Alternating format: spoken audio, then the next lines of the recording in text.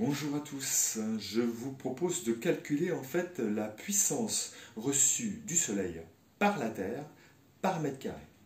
Pour cela, nous allons nous placer dans l'espace. Le Soleil au centre, nous allons prendre un système héliocentrique, tant pis pour Galilée, et puis nous allons regarder la puissance solaire du Soleil. Cette puissance solaire, elle est connue, elle est de 3,84 10 puissance 26 watts. Ça, c'est l'énergie que diffuse le Soleil dans toutes les directions. Elle est constante. Mais, intuitivement, on comprend bien que plus on est éloigné du Soleil, moins on va intercepter cette énergie, plus on est proche et plus on va l'intercepter.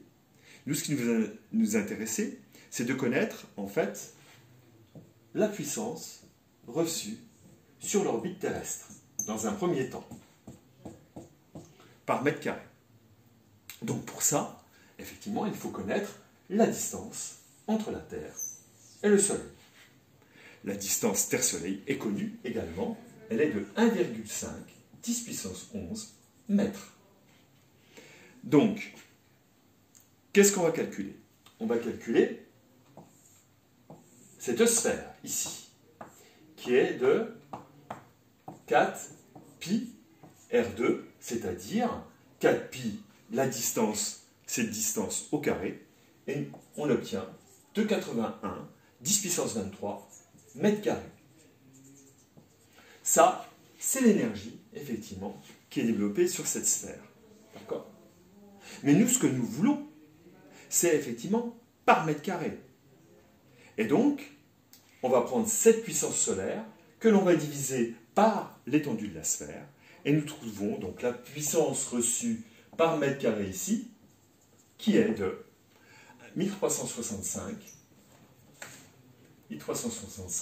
watts par mètre carré. Ça, c'est dans un premier temps. Maintenant, ce qui nous intéresserait, c'est effectivement de savoir ce qui se passe au niveau de la Terre.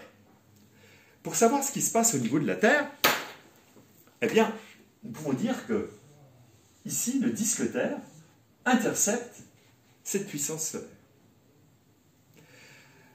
Donc, il nous faut connaître cette surface. Cette surface, c'est simple. Il suffit de connaître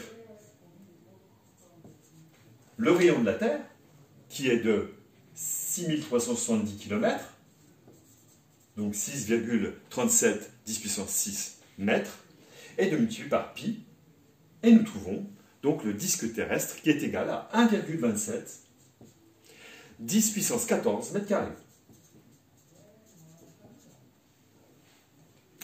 Et puis, nous connaissons la puissance reçue pour chaque mètre carré, et donc nous avons la surface du disque ici. Donc, nous divisons donc 1365 par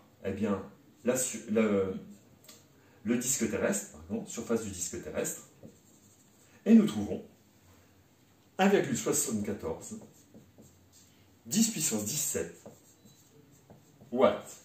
Ça fait que intercepte effectivement le disque Terre. Maintenant, la Terre n'est pas un disque, la Terre est une sphère. Donc nous, ce qu'on veut savoir, c'est ce que effectivement reçoit chaque mètre carré de cette Terre, de cette donc sphère. Pour cela, il faut donc calculer la sphère terrestre, qui est de 4 pi R2, c'est-à-dire c'est 6370 km, le rayon de la Terre, et donc nous trouvons 5,1 10 puissance 14 mètres carrés. Ça, c'est effectivement la surface terrestre. Et comme tout à l'heure, nous, ce que nous voulons, c'est la puissance reçue sur Terre. Cette puissance reçue sur Terre, effectivement, c'est la puissance reçue par le disque sur la surface terrestre pour trouver effectivement ce qui se passe pour chaque watt par mètre carré. Donc c'est 1,74 10 puissance 17 watts sur la surface terrestre qui est donc de 5,1 10 puissance 14 mètres carrés. Et nous trouvons 341 watts par mètre carré, qui est donc la puissance solaire reçue sur Terre par mètre carré. C'est le QFD, je vous remercie.